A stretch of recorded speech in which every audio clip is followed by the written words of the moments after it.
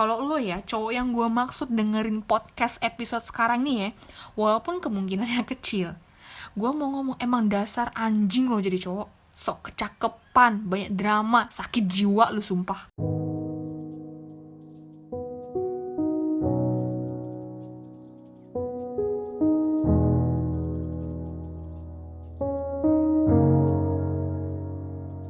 Selamat malam pendengar Katanya Podcast.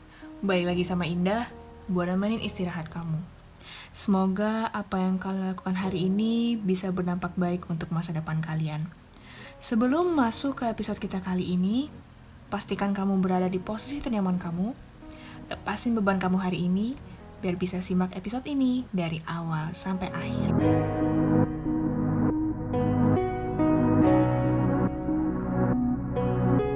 Inspirasi gue buat podcast ini sebenarnya dari apa yang gue lihat di media sosial. Kayak Instagram, sama Quora tentunya. Lebih banyak sih gue nemunya di Quora ya soal kasus perselingkuhan yang wadidaw menurut gue ya. Sebenarnya gue ingetin dari sekarang ya. Kalau mungkin ini adalah episode yang bakal bikin gue emosi. Walaupun gue sekarang jujur aja nih lagi agak nggak sehat karena mah gue kambuh pas gue take ini. Jadi ceritanya gue udah dari kemarin mahnya kambuh karena kebiasaan gue yang kalau lapar suka ditahan-tahan, dan untuk kali ini gue agak kapok untuk nahan-nahan lapar. Jadi kalau lapar gue harus cari makan. Gue harus seenggaknya kalau gue lagi nggak pengen makan nasi ya gue ngemil lah minimal. Mungkin dari teman-teman pendengar ada yang pernah mengalami perselingkuhan atau lagi selingkuh, atau bisa jadi pernah melihat kejadian selingkuh di depan mata kalian sendiri. Kalau gue sih alhamdulillah nih gak pernah ngalamin kasus selingkuh ini. Cuma pernah melihat kejadiannya aja, entah itu terjadi di keluarga atau teman terdekat gue. Selain gue bakal cerita tentang kisah selingkuh di Quora, gue akan cerita kisah selingkuh yang wadidaw yang terjadi di teman waktu gue sekolah dulu. Jadi yang pertama gue bakal ceritain yang Quora ini. Gue jujur lupa nama akunnya apa, dan kalaupun gue tahu dan gue ingat mungkin gue nggak akan sebutin di sini. Tapi cerita ini dijelaskan oleh seorang ibu yang mempunyai anak satu dan mempunyai suami yang sampai dia menulis ceritanya itu di Quora adalah pengalaman kelima kalinya suaminya selingkuh. Sebut aja Bu Nini. Bayangin coy, 5 kali selingkuh, 5 kali juga ketahuan. Gila. Di situ ibu tuh menceritakan kisah suaminya selingkuh dengan perasaan yang hancur banget, dan gue udah ngebayangin gimana sesek hati ya 5 kali diselingkuhi. Nah, kisah selingkuhnya ini bahkan orang tua dari Bu Nini ini juga tahu gitu. Dan kelima kalinya ini sebenarnya Bu Nini ingin cerita, tetapi beliau nggak tega kalau cerita ke ibu kandungnya masalah suami yang selingkuh ini. Pernah beliau sempat berpikir untuk cerai, tapi ia urungkan niat itu. Nah, menurut kalian apa sih yang membuat beliau ini mengurungkan niatnya? Mungkin jawaban kalian agak ada yang bilang masih cinta mungkin, tapi yang sebenarnya terjadi yang membuat beliau mengurungkan niat adalah anaknya. Dia mikir anaknya, jadi dia maafin suami yang gak ada otaknya itu, gak tahu kemana otaknya itu. Tapi yang terjadi adalah diulangi lagi sampai ketahuan kelima kalinya. Jujur gue gak tahu dan gue gak bisa bantu apa selain bantu doa biar Bu Nini ini diberi jalan terbaik deh sama Tuhan. Ada juga yang komentar kalau kebahagiaan Ibu Nini ini harus diutamakan, bukan kebahagiaan yang lain. Kadang ya guys, kita tuh perlu egois buat ngeraih kebahagiaan kita gitu. Jadi gue sebenarnya mengucapkan kalimat ini sebenarnya lagi rada takut ya. Gue nggak bisa menjabarkan, nggak bisa menjelaskan kenapa gue mengucapkan kalimat barusan tuh langsung ada perasaan takut gitu.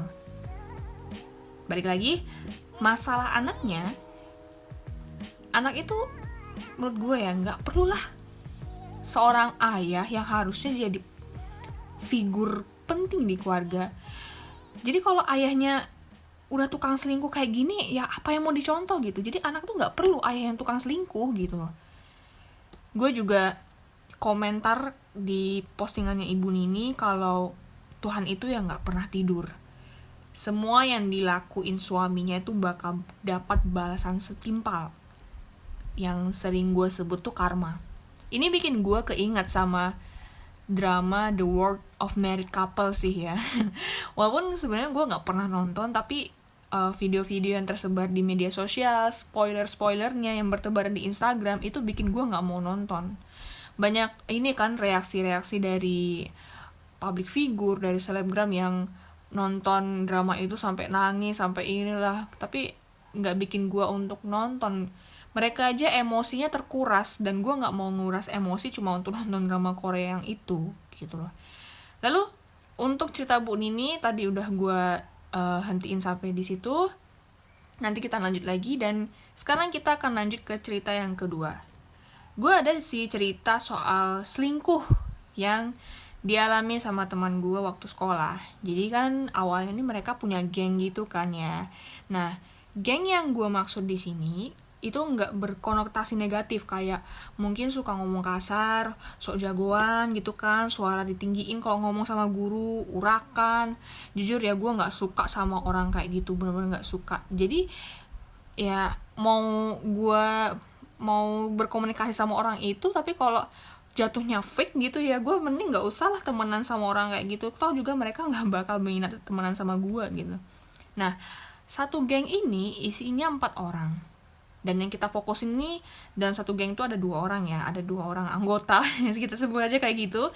Nah, sebut saja namanya nih si Mawar dan Melati, cie. Mawar ini punya pacar. Nah, pacarnya nih LDR. Yang gue kenal, Mawar ini kan memang anaknya tuh fokus belajar. Dia tuh sangat berambisi meraih nilai tinggi, bukan nilai tinggi sih, kayak berambisi untuk menjawab soal tuh bisa gitu loh.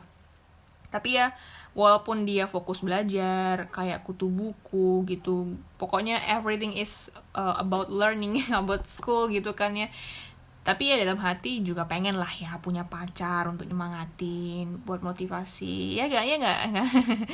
Terus ceritalah Mawar ini soal pacarnya ke teman-teman gengnya termasuk Melati. Gue gak tahu ceritanya gimana, karena beberapa waktu kemudian Mawar ini putus sama pacarnya, dan mantannya ini pacaran sama Melati. Gila nggak? Mantanku pacaran sama sahabatku, cie. Udah pas belum jadi episode FTV ku menangis?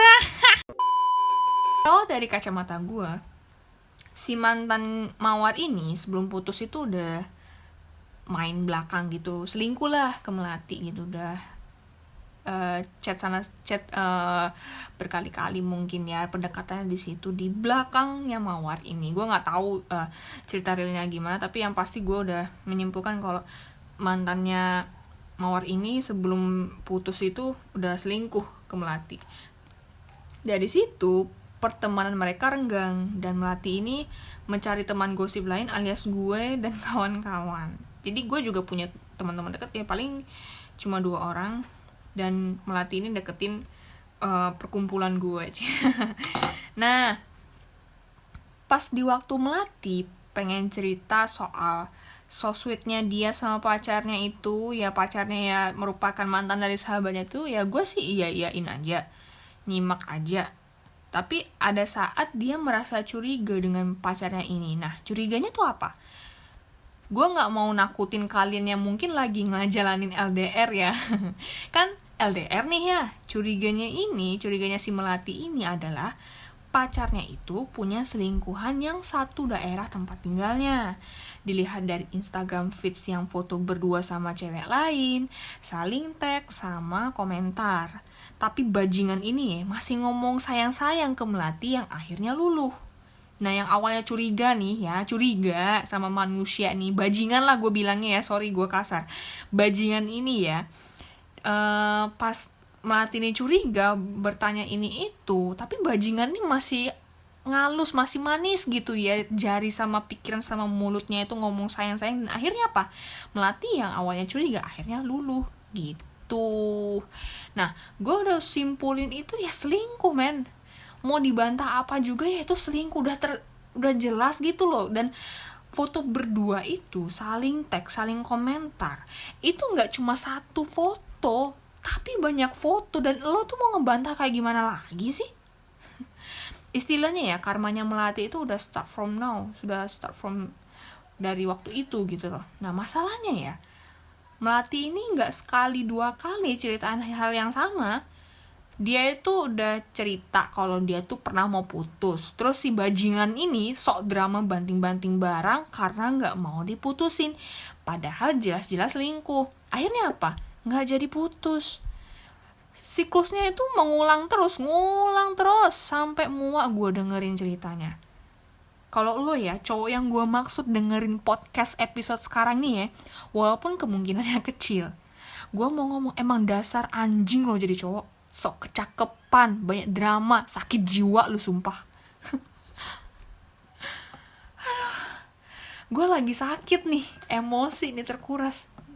Gue masih lemes, tapi mencoba inget ini tuh sumpah ya, emosi banget. Gue memang nggak pernah kenal, maksudnya nggak pernah interaksi sama orang itu, tapi gue tahu orang itu yang mana. Tapi kalau gue ketemu orang itu, bener-bener gue pengen nyampein hal itu lah nih. Si Melati ini juga denial mulu, sampai capek gue ngomongin sama dengerin. Gue nggak tahu ya teman-teman lain udah masih betah dengerin atau gimana, tapi jujur gue nggak bisa bohong, gue udah capek dengerinnya, gue capek ngasih saran, karena dia minta saran ya gue kasih sarannya putus, tapi dia denial terus, sampai akhirnya gue masuk fase dimana gue udah bilang terserah deh, capek gue gitu. Nah, untuk kesimpulannya, sebenarnya ada beberapa alasan kenapa kasus seperti Bu Nini dan Melati ini memilih memaafkan daripada berpisah.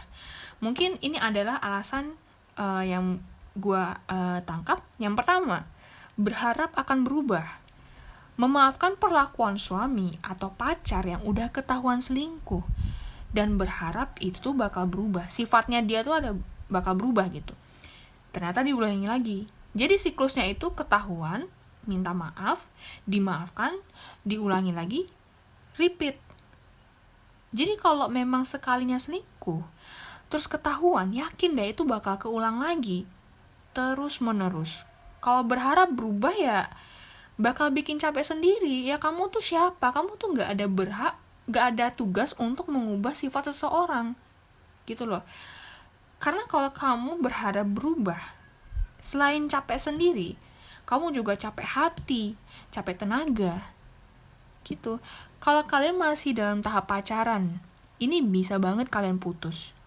Posisi kalian ya, walaupun nih ya sesek banget, gak enak banget, udah diselingkuhi, udah dikhianatin sama bajingan itu, mending ini saatnya kalian putus dan balik badan buat jauhin cowok lu yang selingkuh dan selingkuhannya. Daripada lo bertahan sampai nikah nanti, itu bakal makin susah kalau lo mau pisah gitu loh. Yang kedua, masih cinta. Sebenarnya ini alasan klasik, tapi yakin kalau cinta itu malah nyakitin lu mulu. Yakin tuh cinta. Emang kalau udah bodoh ya, ke cover sama alasan masih cinta itu sih masih banyak kasusnya sampai detik ini. Mungkin lo yang dengerin pernah ngalamin atau lagi ngalamin gitu. Ya kita gak bisa bantah sih kalau istilah cinta gak harus memiliki itu ada. Makin lama tuh makin ada ya, sampai gue mikir-mikir sepertinya ada cinta yang gak harus memiliki. Walaupun terdengar bullshit, tapi ada benernya juga gitu. Gue pernah baca puncak dari mencintai adalah mengikhlaskan. Lo lepasin bajingan itu ya, gak serta-merta cuma bukti cinta lo sama bajingan itu, tapi adalah bukti bahwa lo tuh harus cinta sama diri lo sendiri dulu, baru mencintai orang lain. Lo emangnya mau nyakitin diri lo sendiri cuma karena bajingan kampret itu? Ya enggak kan? Mending lo lepasin deh. Tuhan itu udah misahin lo dari orang yang gak benar, dan semesta itu sedang mengatur titik temu lo dengan orang-orang baru yang baik. Percaya deh. Yang ketiga, demi anak. Nah, ini mungkin untuk kasusnya Bu Nini ya. Sebenarnya nggak Bu Nini aja yang punya alasan bertahan di lingkaran setan ini demi anak. Banyak orang yang memilih bertahan demi anak. Tapi maaf.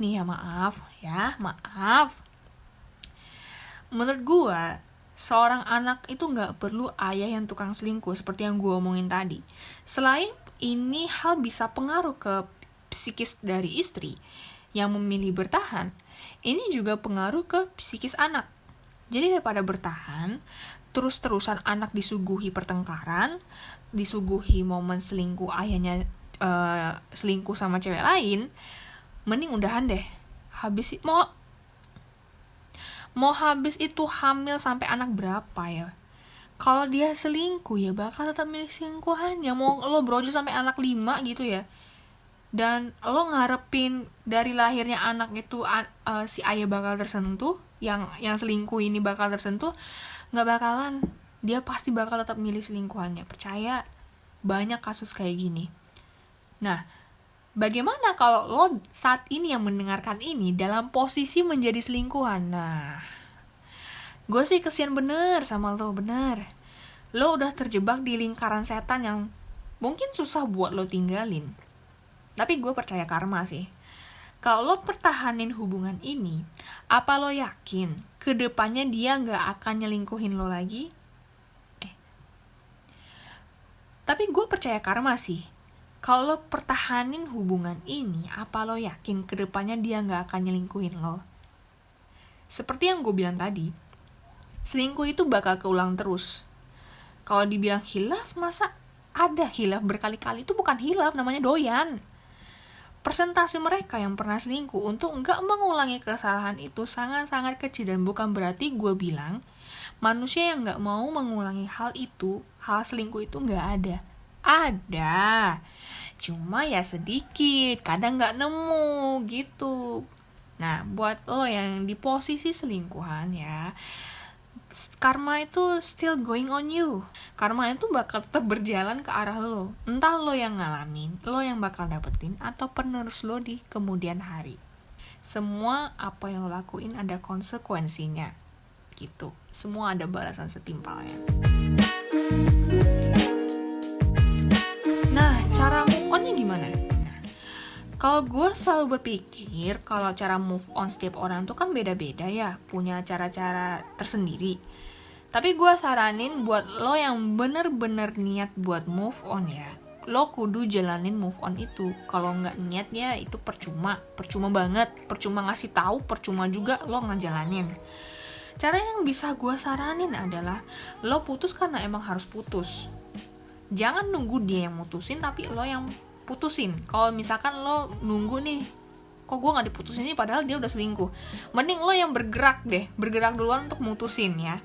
Mau dia nolak kek, mau dia beralasan bakal berubah setelah ini, gue hanya bisa bilang putusin aja. Mau dikata putus sepihak terserah. Lo hidup sebelum pacaran sama dia kan baik-baik aja lo kan. Jadi gak usah lo bertameng, tanpa dia lo gak bisa hidup gitu.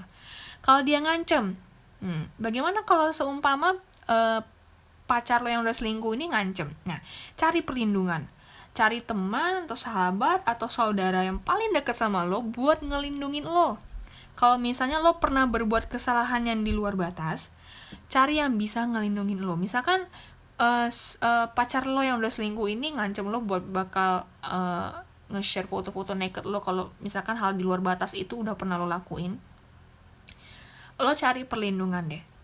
Lalu setelah itu blok semua akses media sosial dia, Instagram, WhatsApp, atau media sosial yang pernah kalian gunakan bareng. Pokoknya blok semua.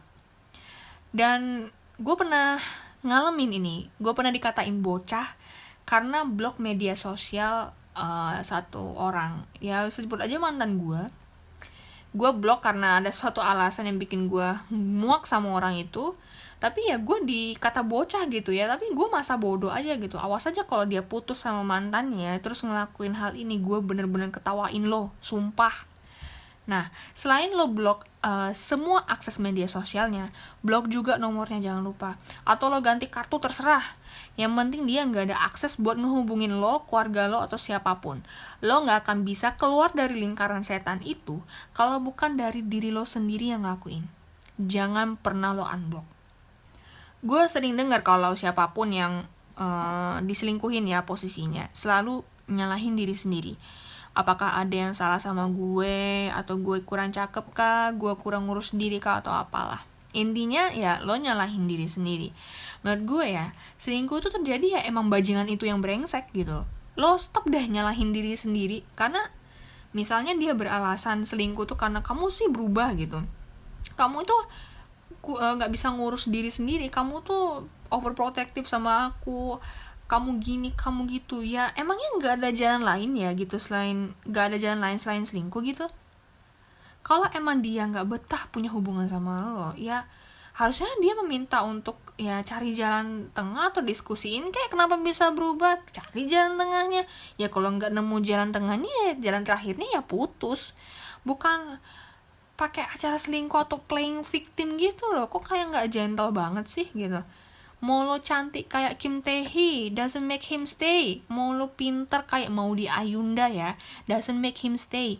Mau lo having sex sama dia, doesn't make him stay. Mau lo kenalin tuh pacar ya, cowok itu ke orang tua, doesn't make him stay. Mau lo kaya 7 turunan ya, sampai gak habis-habis harta lo, doesn't make him stay. Kalau udah selingkuh mah, selingkuh aja, dia bakal tuh selingkuh. Apapun cara yang lo kerahin. Gue berpesan ini juga buat diri gue sendiri. Jangan pernah menggantungkan hidup lo sepenuhnya pada siapapun, sekalipun lo udah punya pasangan. Karena kalau nggak karena selingkuh, ya lo pisah karena pasangan lo meninggal. Yang bisa nyelamatin diri lo ya diri lo sendiri. Sepertinya untuk episode kali ini aku cukupkan sampai di sini. Makasih semuanya yang udah dengerin episode ini dari awal sampai akhir.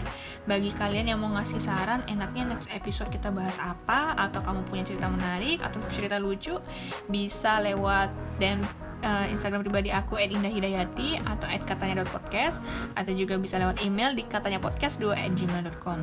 Jangan lupa follow Instagramnya, dengarkan seluruh episodenya, subscribe channel YouTube-nya, dan aktifkan notifikasinya biar kalian tidak ketinggalan episode Katanya Podcast. Aku pamit undur diri, terima kasih, dan selamat mimpi indah.